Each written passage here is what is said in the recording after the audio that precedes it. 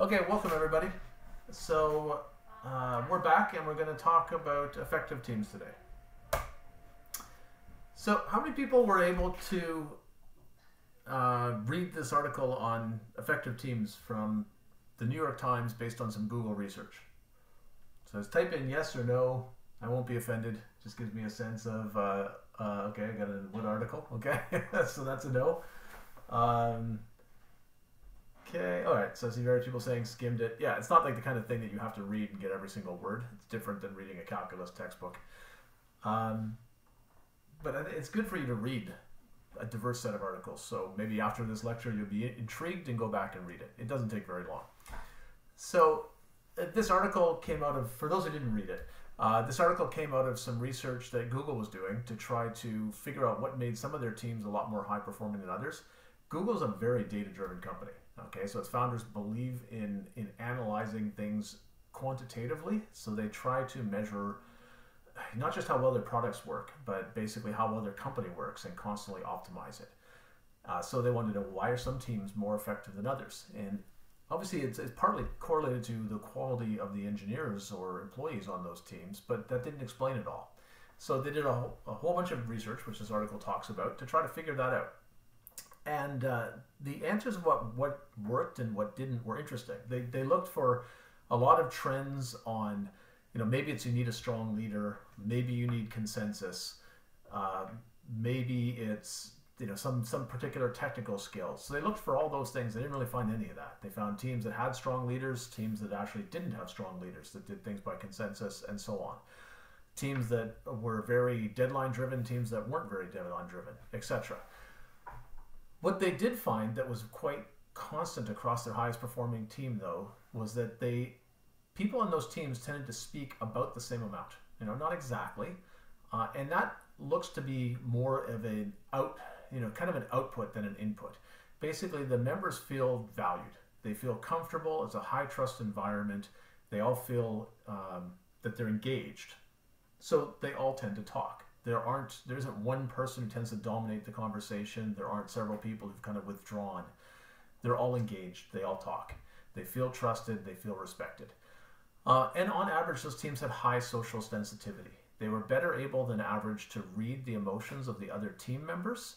So that meant that they could tell when someone was feeling left out, find ways to perhaps give criticisms or suggestions of how the team can do better in a way that the person would actually take in a positive way.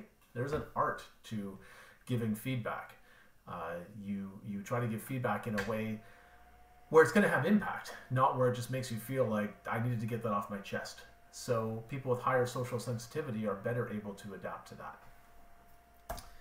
Now, something in this that's not in this article, but is kind of throughout Google, is there also are high performance expectations. So both of these things make sense for a high performance team because they mean that people are engaged and they feel valued, they feel trusted. So that's good.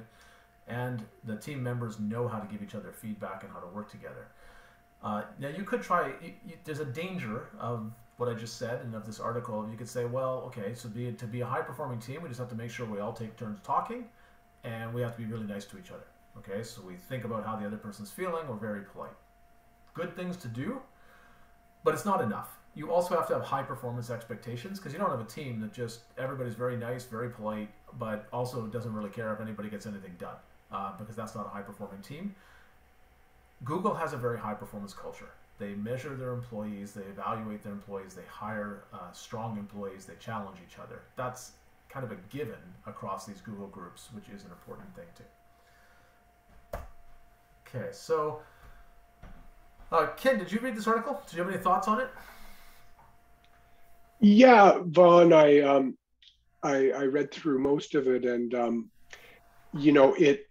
first thing that struck me is how sticky it is, right?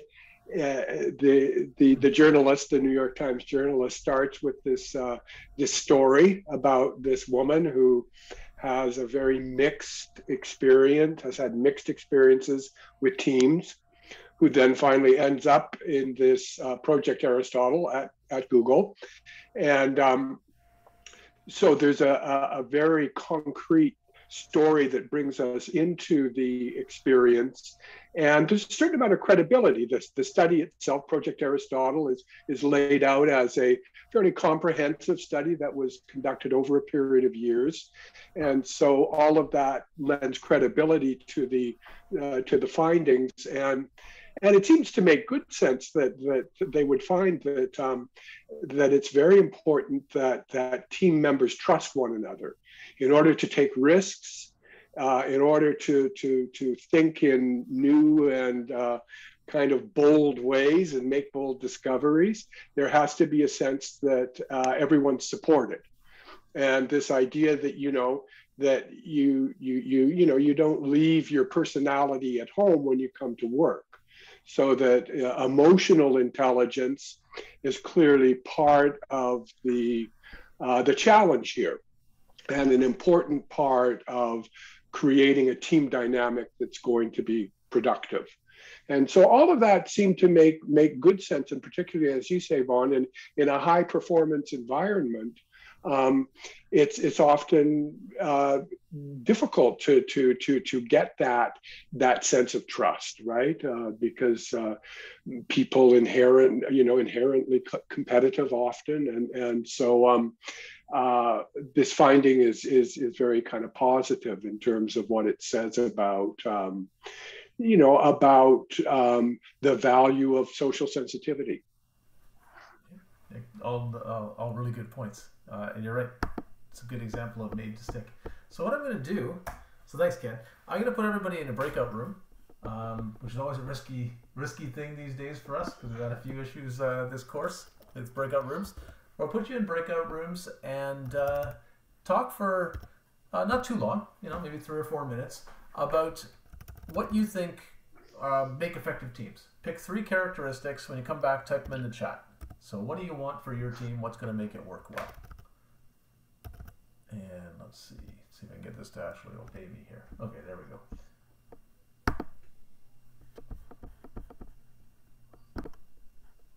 Okay, well, welcome back, everybody. So if you've got some comments, so Sage typed some in already, so thanks. Type in, your thoughts. What do you think are 3 characteristics, your top 3 characteristics of effective teams? I think I actually cheated and I did 4, so I'm going to go through mine in a minute. Okay, effective leadership, so lots of good points here.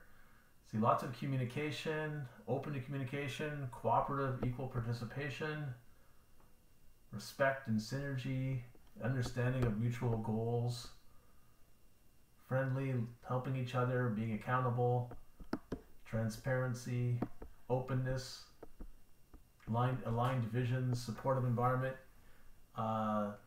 will to listen. Yeah, so a lot of good points, a lot of common themes here, I'd say. So, people want openness, they want to feel supported, but at the same time, you need accountability.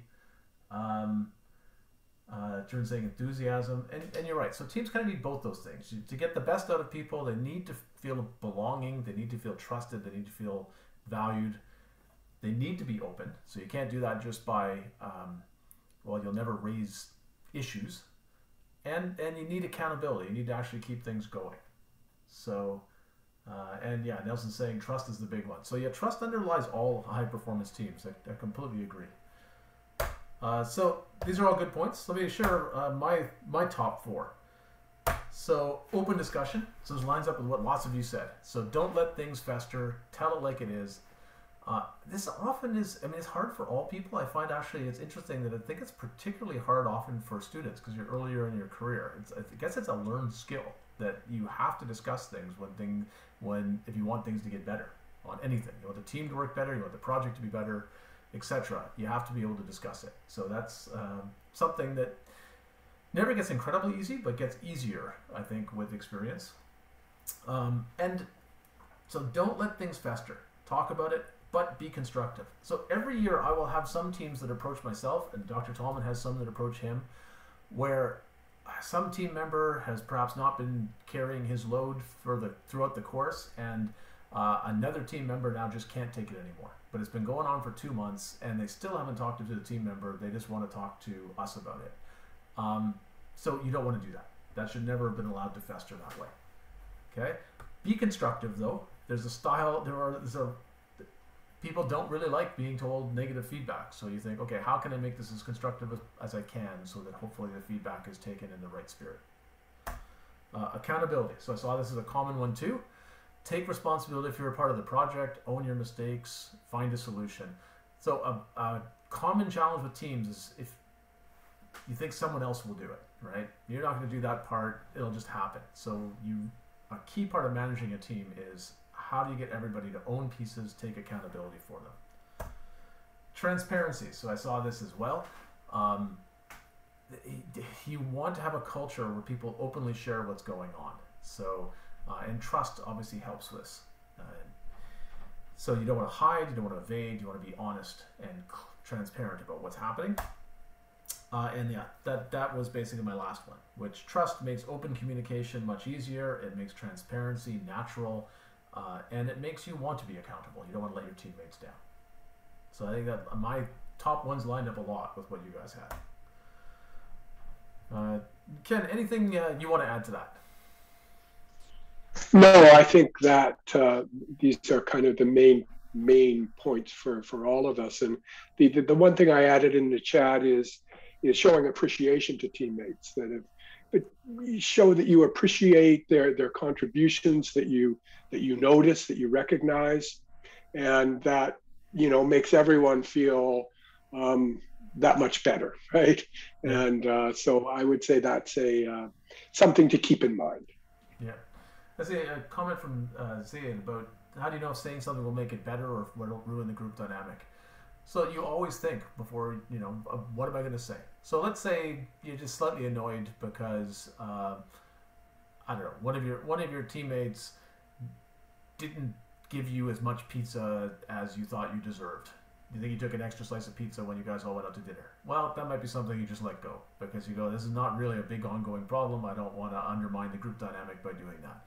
But let's say one of your team members has not been delivering, his or her code on time, and you're concerned. Okay, that's a bad one to let go because that's going to ruin the group dynamic and really risk what's happening. So, you evaluate. What am I trying to achieve here? And usually the right decision is to bring it up if it's major. If it is like a minor thing that's just going to go away, then sure, you might just choose to let it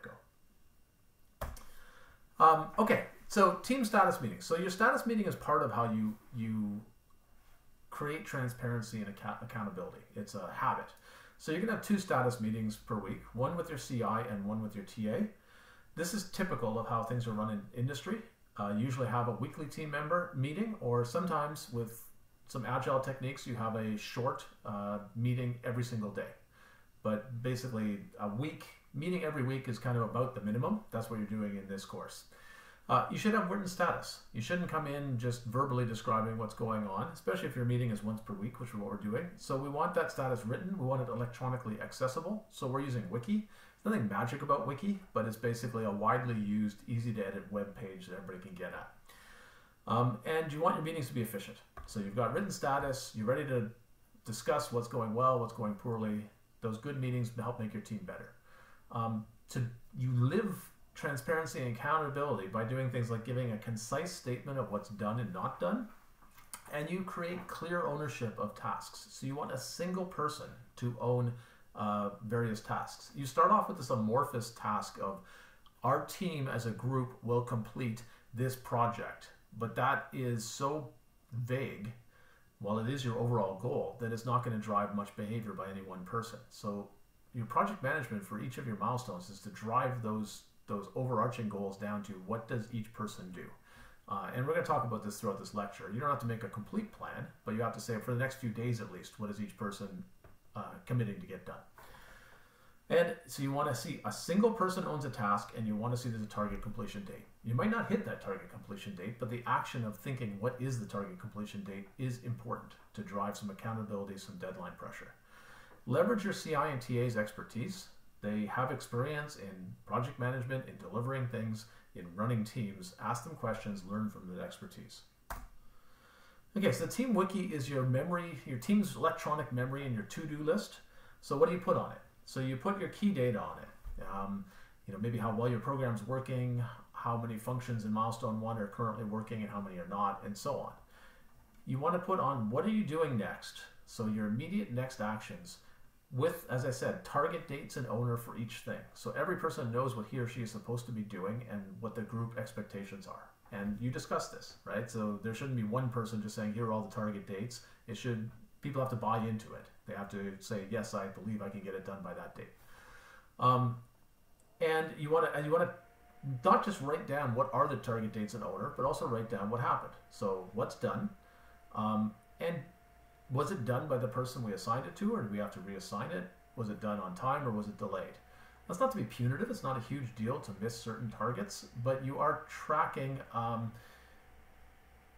well, do we mostly hit our deadlines, or as a team are we wildly optimistic? Because you learn from that. If you're wildly optimistic, make the next set of deadlines further out. Do you have 2 team members who hit their deadlines or are close, and 1 team member who just doesn't make much progress at all? Well, you want that written down in your wiki, so it gives concrete data for you to discuss. This is a problem. It's in black and white. Let's talk about it. You can put lots more on here, so you can have more detailed data if you want. This is for your team. You can have sub-pages, but if you put lots of detailed data on here, make sure you have some organized summary that you can discuss with your CI and TA. And this is, again, standard industry practice. You don't want to go into a meeting with your management with all sorts of data that you don't know how to summarize. Think of how to summarize it in advance. You should already all have an email with an initial password to the wiki. You should change that, log in, and only you and TAs and CIs can see your wiki, so other students can't see it. Click on this link to see how do I get to the wiki and a quick guide on how do you edit wiki pages. They're pretty simple. They're a form of what are called markdown languages, like basically little languages that make web pages display nicely quickly. And it's what underlies lots of things. Lots of software projects have wikis. We used Wiki when I was in Altera to track various projects. It's what powers Wikipedia. So it's actually useful to know how to edit wiki pages too. All right, so here's a sample wiki. So Ken and I have updated our status. It's from 2016, so you see like this is maybe our team from a few years ago. So what do you think? Here's our status. Our key priority is milestone 1. We're going to get it done by January 28th. Test until February 1st, and we're currently half done.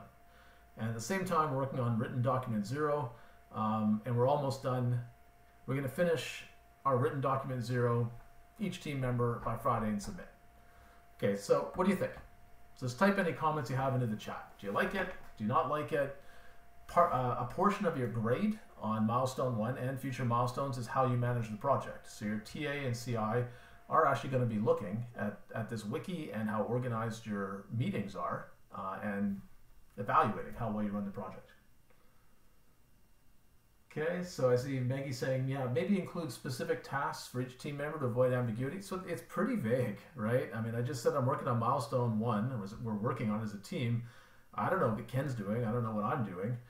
At least it's not obvious to the TA. Okay? So yeah, it's vague. 50% complete. That's not very measurable. What does 50% complete mean? Does that mean we got half the functions done? Does it mean we're passing half the performance tests? Both? I don't know. So I don't like this. It's not going to drive much accountability and keep us on track. Okay, what about this one? Does this look better? So I'll just let you read it, but we've broken it down. Here's a plan. It's for 3 team members who have happily rhyming names. And Bob's going to write these 4 functions. Code complete means I've written the code, but I don't expect it really works. I'm not done testing. By January 26th, it should be passing all functionality tests, and by January 29th, it should be passing all speed tests.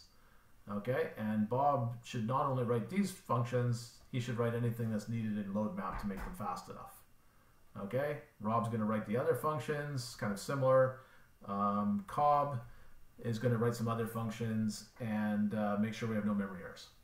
Okay, so what do you think? So I see Dylan says it looks better, right? Any other thoughts? You like this? Don't like it? Kind of hard to track, more details, precise. Okay, so most people seem to like it, although some people say it's convoluted and it's kind of long. So your TA will be much happier with this. That first plan is not really much of a plan. It's all, it's not driving accountability. I don't know who's doing what. I don't know by when. You haven't really made much of a plan. So that's not great. This is a bit long though. The data could be organized better. I see Julian saying, I prefer table. And yeah, so this is a lot better. What about this? So here's a third try. Okay, so I am supposed to get something done by February 18th. What I'm supposed to get done is drawing the streets. Okay, so it's actually milestone 2 now.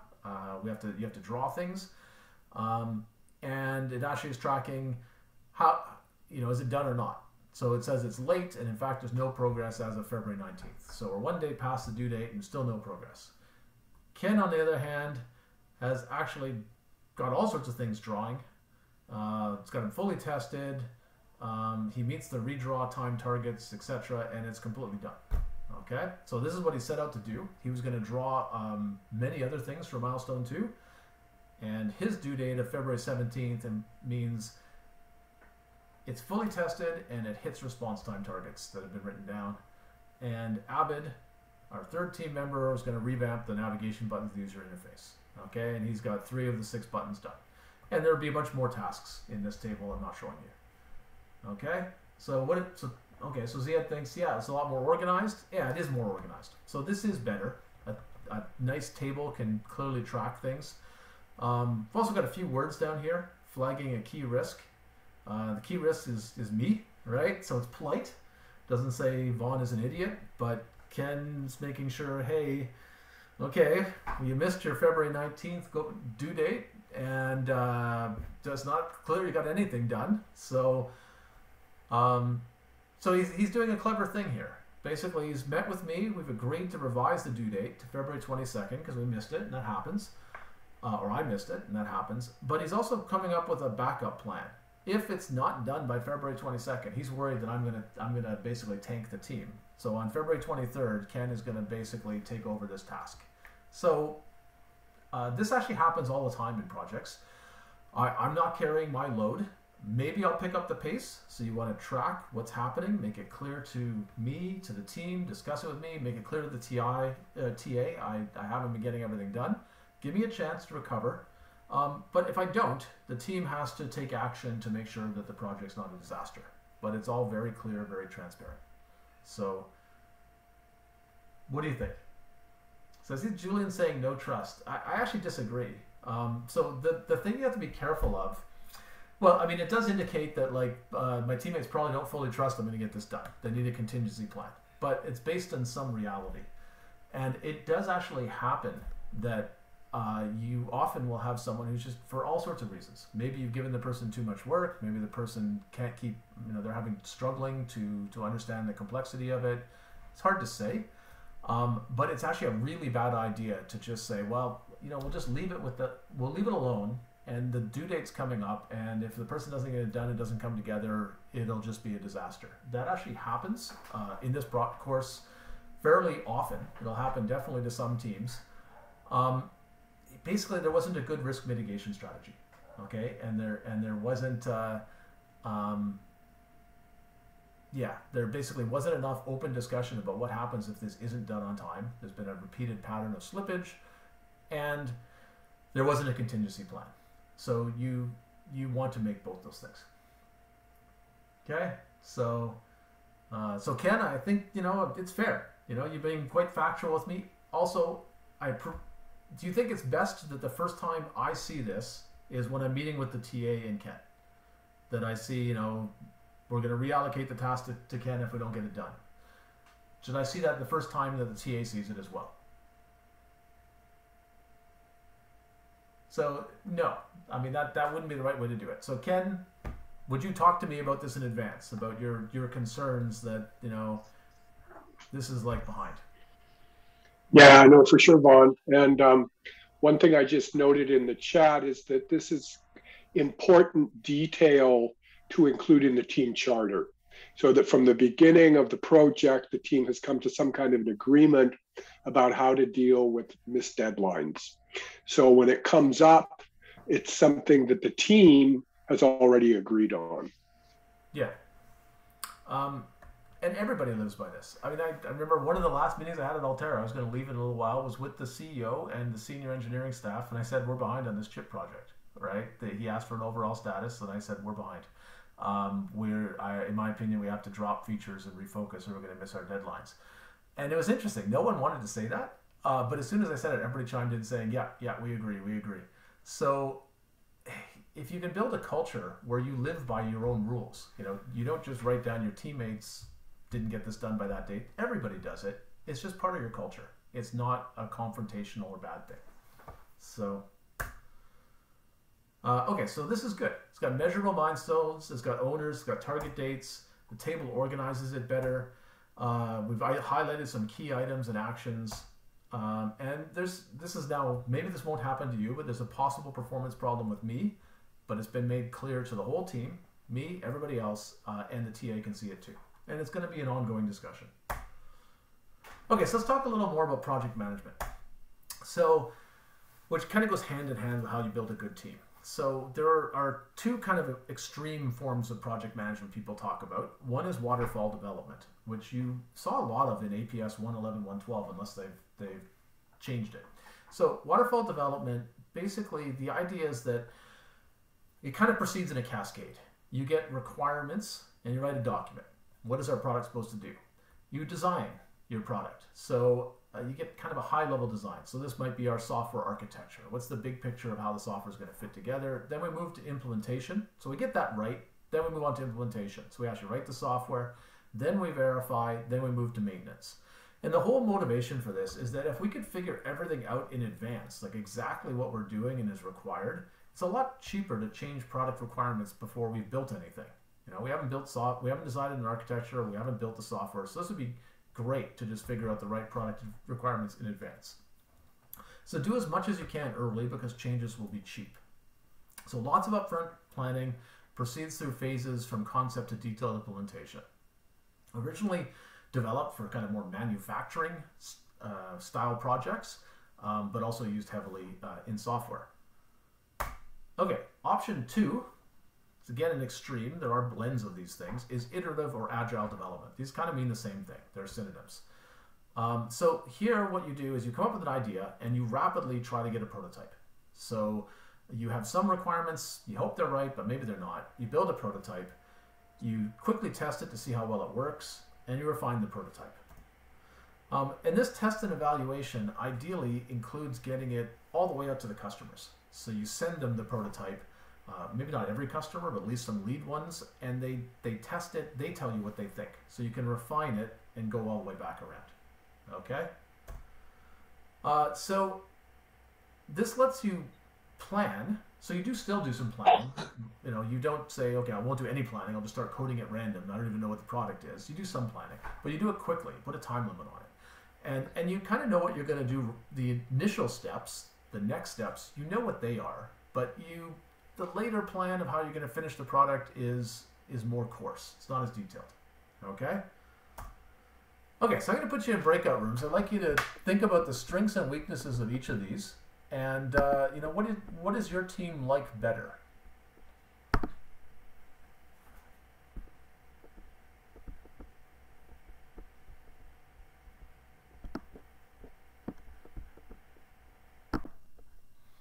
Okay, welcome back everybody. So why don't you just type in the chat, what do you like? You like Agile, you like Waterfall, you like some blend? Let's see, so okay, this is a good response from Sage, basically that you could blend them, which is true. Most teams actually use some kind of blend of this. Various people are saying they like Agile, some people are saying depends on the product, for software Agile. Yeah, so for software Agile is now dominant. Whoops, okay, so that makes sense. So the strength of Waterfall is that it is efficient if you can plan well. But this is a big if. The idea is, yeah, it's true. Changes would be faster if you could do them at just the product requirement stage, but it's really hard to plan that far ahead. So the Agile strength is, it says, well, it is hard to plan well. So instead of planning well, let's just plan quickly and then iterate fast. And a weakness of Waterfall is what's called planning paralysis. So, it means you spend too long trying to plan, and it's too complicated, and you can't do it. This happened before I joined Altera, but Altera had the first release of Quartus. So Quartus is the CAD system that you used in ECE 241. Altera wanted to change all sorts of things. They wanted a brand new CAD system with a bunch of new features, and they spent actually a year trying to plan it, and that actually made the product late, and it was too complicated to plan. They eventually had to just stop planning and start coding, but they wasted basically a year of their best software architects trying to make too detailed a plan. It was just too complicated. No one could do it. You had to start building prototypes. So Agile methods are now dominant in software. There's this book called The Cathedral and the Bazaar. Basically, the bazaar tends to win. Bazaar is just lots of ideas, see which ones win. This is about open source in particular, but it's true in a lot of software. Better to iterate fast than to make really big plans. Doesn't mean you don't do any planning, because if you can plan some, you're going to be more efficient. It's not just in software anymore, though. It really started with software. It's also now common in hardware. So if you're doing digital design, making things in FPGAs, use Agile techniques. It's spreading to other industries. So this was actually famously deployed by SpaceX for rockets. It's actually a key reason that SpaceX actually made rockets way, way cheaper. They undercut everybody by a huge margin because they innovated so much on their rockets, and they could actually land them and reuse them. And they did that by being willing to use Agile methods, actually let their rockets blow up so they could learn and iterate. Whereas NASA, at all costs, wanted to plan so well that the rockets wouldn't blow up. They did it in Tesla as well. How many people have used Wikipedia? Just type it in if you've ever used Wikipedia. Have you heard of this thing? Yeah, so I see, well, somebody has it. Okay, I see quite a few. How many people have used Nupedia? Have you ever heard of Nupedia? No, nobody's heard of Nupedia. So Nupedia and Wikipedia were actually created by the same people at the same time. Nupedia was the planned encyclopedia by experts. Wikipedia was the thing they didn't actually think would work, which was just everybody could put articles in and then they'd edit them if they were bad and would gradually get better. Wikipedia took off because it grew so fast. By the time Wikipedia had already achieved kind of critical mass of thousands of articles, Nupedia had 50. Okay, so it didn't work. It was trying to be centrally planned. Wikipedia, even though it was more chaotic, worked much better. So I told you Agile is not just for software. This is SpaceX, their Starship. So Starship is a giant rocket, 60 meters high. When it goes on top of a booster, it's going to be 120 meters high, and Elon Musk is funding it out of SpaceX's profits in order to actually build something that can go to Mars with people on it. So this is what you do when you make a ton of money. So what's interesting about it, I'm just going to run this video while we're talking, is it's not just the Starship, it's for all of their rockets, but SpaceX heavily uses iterative development or Agile techniques for their, whoops, let me get this going, for their rockets. So let's go here. This is where it gets kind of interesting. This is an interesting video. It basically shows all their rockets taking off and blowing up and so on. So they've been trying to launch this, let's get rid of this, many times. So here's a particular launch of this, very expensive rocket. It's gigantic, so it's just taken off there. It's got a complex mission. So this rocket is supposed to take off, and it's supposed to be able to be reused both on Mars and on Earth. Once its rockets are done, you shut them off. And let me just skip forward a bit. So shut off its rockets. It actually free falls back down to Earth, and it does it sideways. So its fins are controllable, so that it actually will come down sideways to try to reduce its speed. So that's what you see there.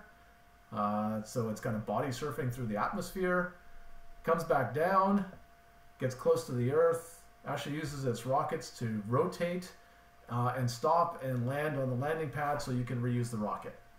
And if you're going to Mars, so you can actually get off Mars. And it just blew up. Okay, so that completely blew up. And if you watch the next one, it blows up too in a different way and so on. But now they work. So they did this over and over again. And in their earlier rocket generations, they used the same approach. They just kept blowing up rockets. It actually changes, not on purpose. They obviously want them to succeed, but they accept that to optimize their rockets, they need to tolerate them blowing up. That's better than spending too long planning them and doing paper design.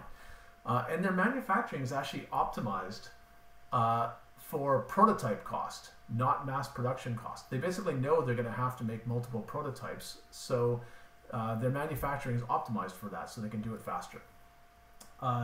And I see someone saying it seems like a huge waste of resources. SpaceX actually has been a very successful company. So one of my grad students actually is a fan of space exploration. And he said, not Starship. Starship is kind of this moonshot for them to get to Mars, but their Falcon rockets that they use to launch satellites are so much cheaper because they can be reused than anybody else's. They basically change the whole cost structure of space. So they have actually made it extremely efficient versus how it was before. Here's the other article that I suggested you read. So go read it after the lecture if you didn't read it already. It's just a piece of Jeff Bezos, CEO of Amazon's 2016 letter to shareholders.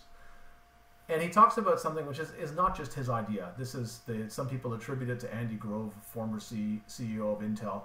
But the concept is disagree and commit. So it means you express your opinions openly.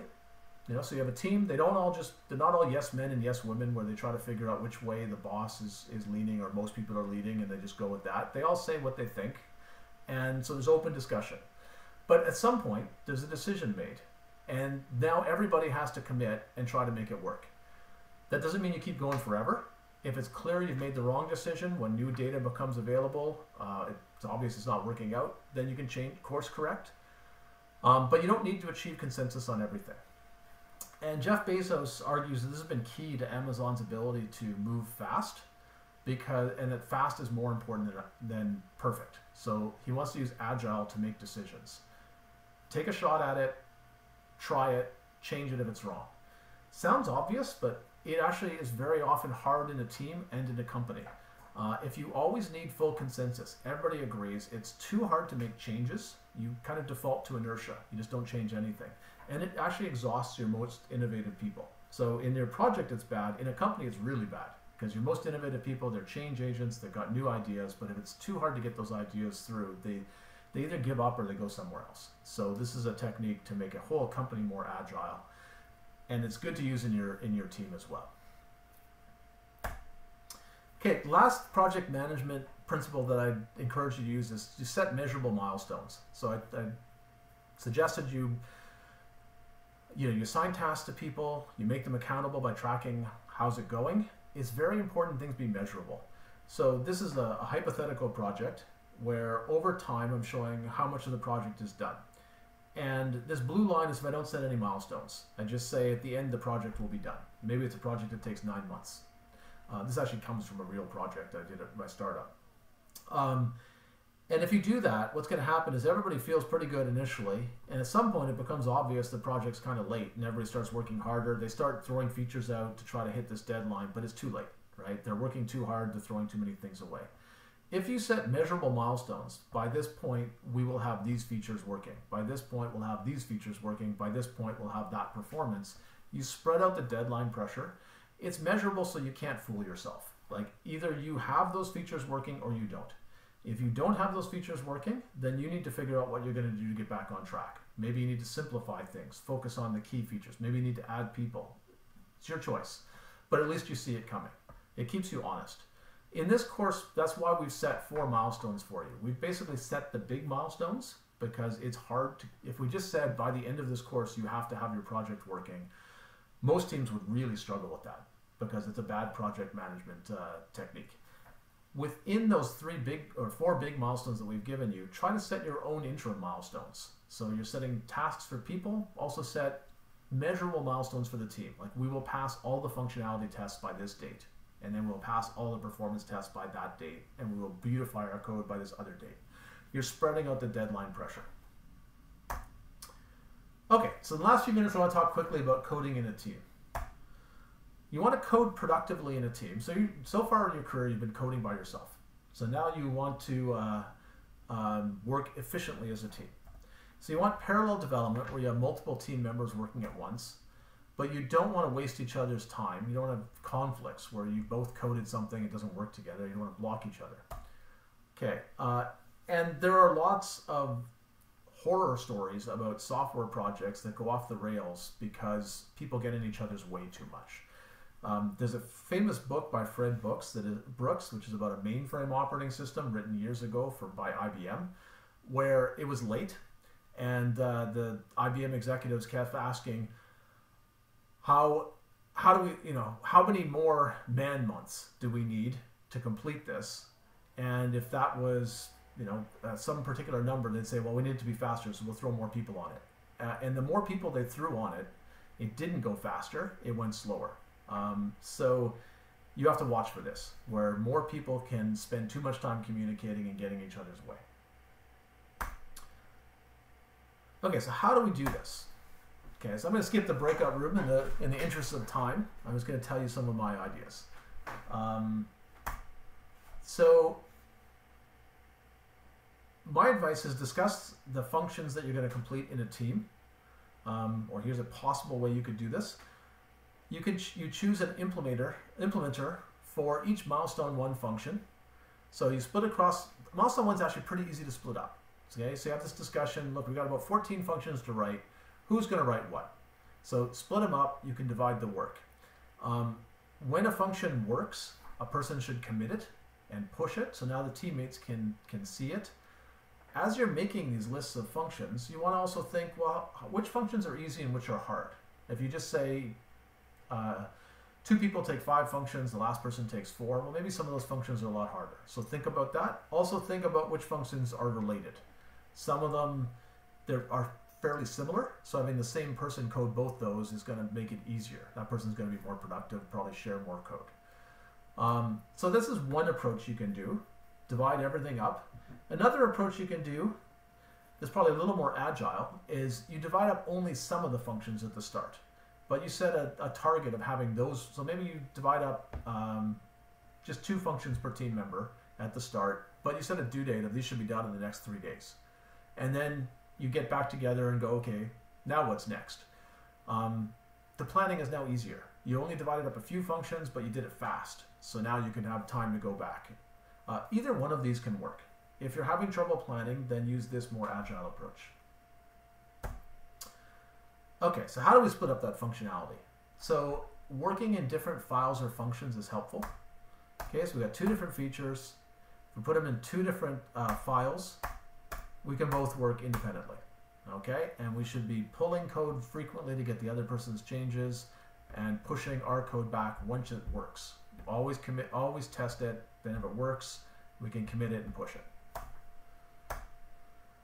Okay, if the features are not completely independent, then you need a little more discussion.